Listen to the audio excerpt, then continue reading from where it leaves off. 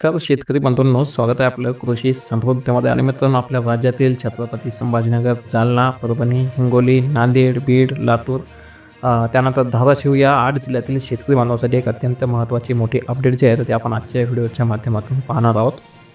पण मित्रांनो, त्या अगोदर जर चॅनलवर नवीन असाल तर ताबडतोब आताच्या आता चॅनलला सबस्क्राईब करून सोबतचं बेल आयकॉन दाबायला मात्र अजिबात विसरू नका. तर एक सर्वात मोठी महत्त्वाची अपडेट आहे, कारण की आपले 8ही जिल्हे आहेत तर ते मराठवाड्यातील जिल्हे आहेत. आणि या मराठवाड्यातील अतिवृष्टीबाधित शेतकऱ्यांच्या याद्या अपलोड करून त्यांच्या खात्यावर रक्कम जमा करण्याचं काम जे आहे तर ते सुरू आहे. आणि आत्तापर्यंत जर पाहिलं तर 79,50,091 शेतकऱ्यांच्या याद्या ज्या आहेत तर त्या अपलोड करण्यात आल्या आहेत. आणि यापैकी 734 शेतकऱ्यांच्या बँक खात्यावर 5,287 कोटींची रक्कम जमासुद्धा झालेली आहे. आणि जे अनुदानाचं प्रमाण आहे ते वाटपाचं प्रमाण आहे तर ते जवळपास 60.72% असल्याचं सूत्रांनी नमूद केलेलं आहे. आणि जी काही उर्वरित रक्कम आहे, ज्या शेतकऱ्यांच्या खात्यावर अनुदान जमा झालं नसेल, आलं नसेल किंवा जे प्रतीक्षेमध्ये आहेत तर अशा उर्वरित शेतकऱ्यांच्या खात्यावर सुद्धा अनुदान जमा करण्याचं काम जे आहे तर ते सुरू आहे.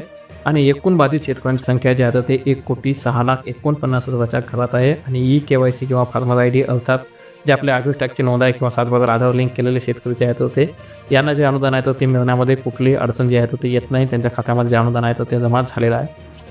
परंतु आपल्या संभाजीनगर विभागातील म्हणजेच की मराठवाड्यातील 6,78,000 अधिक शेतकऱ्यांची KYC झालेली नाही किंवा त्यांचं जे आहे ते फार्मर ID आहे तर किंवा नोंदणी झाली नाही, असं शेतकऱ्यांचं जे आहे तर ते अनुदान जे आहे तर ते जमा झालेलं नाही. आणि त्यामुळे या शेतकऱ्यांनी ॲग्री टॅक्स नोंदणी करून घ्यावी असं आवाहन प्रशासनाने केलेलं आहे.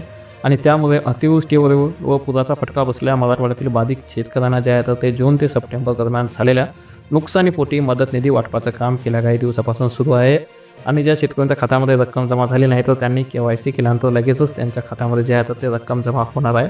तर खाली तुम्ही पाहू शकता की कोणत्या जिल्ह्यातील शेतकऱ्यांना किती मदत जी आहे तर ती प्राप्त झालेली आहे. त्यानुसार तुमचं जे काय असेल पाहू शकता, ते छत्रपती संभाजीनगर आहे, जालना आहे, परभणी आहे, त्यानंतर हिंगोली, नांदेड, बीड, लातूर आणि धाराशिव या जिल्ह्यातील शेतकऱ्यांसाठी अत्यंत महत्त्वाची अपडेट आहे की ज्या शेतकऱ्यांच्या खात्यामध्ये अनुदान जमा झालेलं आहे तर त्यांना दिलासा मिळाला आहे. परंतु ज्या शेतकऱ्यांची ॲग्री टॅक्स नोंदणी नाही, फार्मर ID काढली नाही, त्या शेतकऱ्यांनी आपली KYC केल्यानंतर पुढील काही दिवसामध्ये जे अनुदान आहे तर त्यांच्या खात्यामध्ये जमा करण्यात येणार आहे. कारण की नैसर्गिक आपत्तीमध्ये नुकसान झालेल्या शेतकऱ्यांना यामुळे दिलासा मिळणार असून शासनाने पुढील काही दिवसामध्ये जिल्हानिहाय अनुदान वितरण प्रक्रियेला अधिक गती देण्याचे संकेत जे आहेत ते दिलेले आहेत. आणि त्यामुळे राहिलेले जे काही शेतकरी असतील त्यांच्या खात्यामध्ये हे अनुदान जे आहे तर ते जमा करण्यात येणार आहे. तर नक्की आपल्या या 8ही जिल्ह्यातील शेतकऱ्यांना ही माहिती नक्की शेअर करा. चॅनलवर नवीन असाल नक्की सबस्क्राईब करा. आणि या 8 पैकी आपला कुठला जिल्हा हे नक्की कमेंटमध्ये सांगा. धन्यवाद.